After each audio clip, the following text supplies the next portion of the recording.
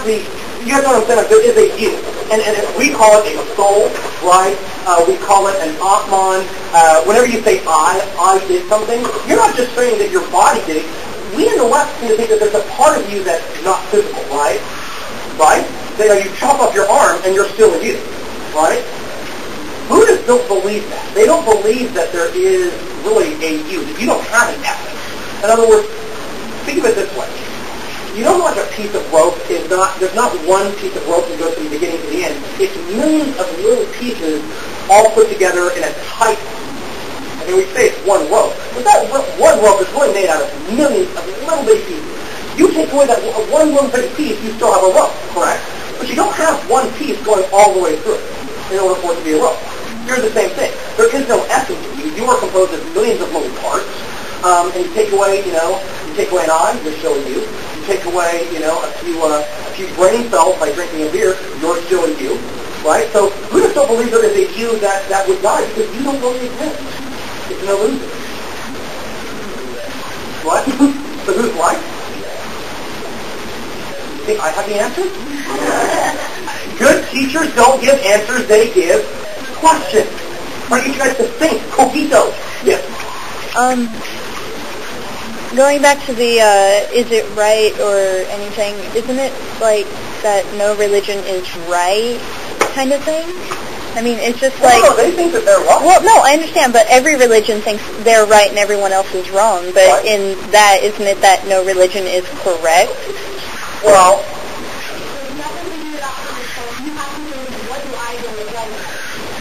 Right. So... You have to believe that in yourself. You have to figure out what you believe. But if you don't believe religion, you're going to believe that. I agree with you, but I wouldn't. I agree with you, but here's the mistake that a lot of students make. And this is so narcissistic. You guys know what narcissistic is? I have some students, yes, who believe that. I mean, I agree. You need to figure it out for yourself. I mean, that's why I hate it when somebody asks you your religion, you say what your parents are. I didn't ask that, So I agree with you on that. But what's narcissistic it can be is when students say, well, I'm a Christian, therefore it's true for me. I'm a Muslim, therefore it's true for me. No. You believe that this is true, and you believe that it's the truth for everyone. We are so tolerant in America that we're so comfortable saying that we think somebody else is wrong. Because you think about what that does. If you're saying that your religion is only true for you, and then when you die, what you think will happen happens to you, that makes you into God, right? Because you are creating a reality that you do not construct. I mean, that's narcissism par excellence, right? And so I agree with you. Every individual has to reinvent the wheel for themselves. But, religion typically, this is the ultimate reality for everyone, right? And you have to figure out what you think that ultimate reality is. So, I don't know anybody that's completely happy. No. They achieve complete freedom from desire, and therefore from suffering. They're not happy. Do you know what Schopenhauer's dog was named? You know what his dog's name was? Atman. I mean, this idea that you can step away and not be happy. And you make something like that. Okay, quickly, we're going to move on. Why do people think that they're weird? Why do they think they're weird? Well, you mean like what's their kind of view of the origins of life? Yeah. They don't have a view of that. So they think they got here to suffer, but then they want to end it. But here, how do you think you got here? You think you know? I meant you on like humanity. It was a warm evening, 1991. I don't want to know. I'll give you an example. I mean, I meant like humanity is what you're talking about, right? Did you know? Were you there at the beginning of time? Are you going to be there at the very end? Yeah. You are? You're going to be here when the time ends for all of humanity. I'm not here, but... How do you know that? Because I live in the Bible. So why do you believe in the Bible? There's no funny way to do it. No, I'm deaf. Well, reinventing the wheel. Why do you believe in the Bible? The same reason that a Muslim believes in the Quran, like a Gita. Same reason? Or is it just because that's the world in which you were born? No? What? I'm not trying to tell you you're wrong or right. I'm just trying to get you to tell me what you do. Everybody thinks differently. Like, even if you don't believe the same thing, they're not going to agree with you. And they won't. That's how they think. That's how they think. I hope we have a Buddhist in here. I mean, everyone... When that's like... What? How many of you guys, hold on, stop. How many of you guys would be okay up to, stop. How many of you guys would be okay up to this point? You guys would say, okay, that's fair enough. Those two things are fair enough. Because here's the thing. At this point, listen, this is where monotheism agrees, but they take a very different term, right? And this might make you guys feel a little bit better. Here's the way that Christians and Jews and Muslims deal with it. They would say, life, we do suffer, there's no question. We suffer because we are a fallen species. And, and as human beings, human beings shouldn't love the world. The only way to find true happiness is to love something that doesn't end. So monotheism then says, the key to this is to love that which is eternal. What is eternal? The love of God. Very good.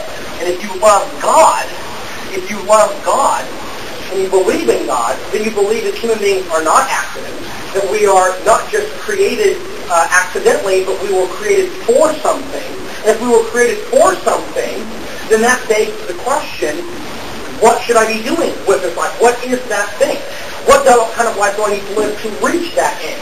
And so Christianity, Jews, Islam, it takes this direction. It says, you know what, life is good. And life is a good thing, and the world is a good thing. And the way that we honor the world, the way we make it a better place, is to love God, because if you love God, you do good work, you do good things, and you make your life and everybody's life a better thing. Now, you guys see how that turns? You see how they take this and go that direction with it? Yes? We all like that more, don't we? That's right. Everybody like that one. Okay. Let's move on. Try to get you guys to think. Hey, wow, good last class, by the way. Good thinking. It was fun. Good questions. Excellent. Some of you guys unnerved. That's a good thing. Like uncomfortable. So there's something about it that it's negative. A lot of you guys think that means that the class is going poorly.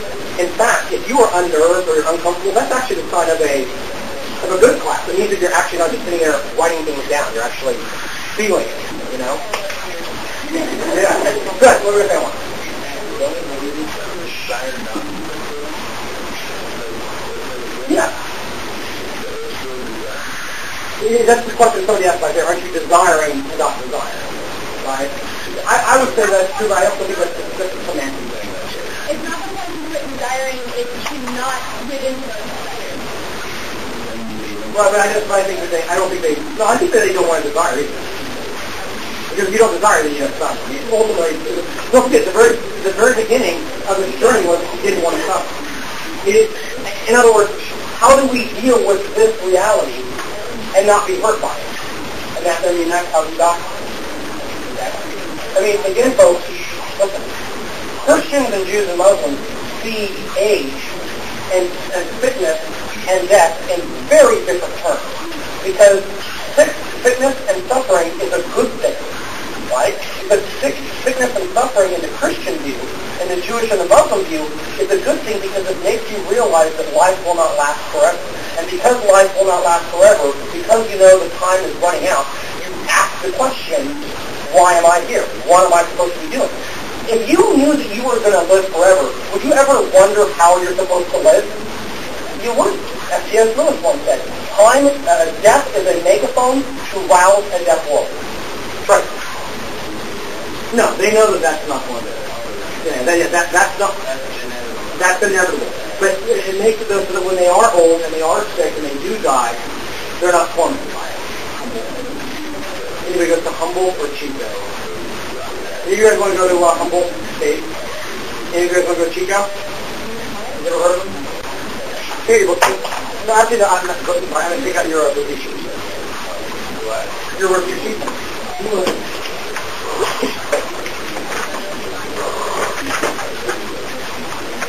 So go on, check out.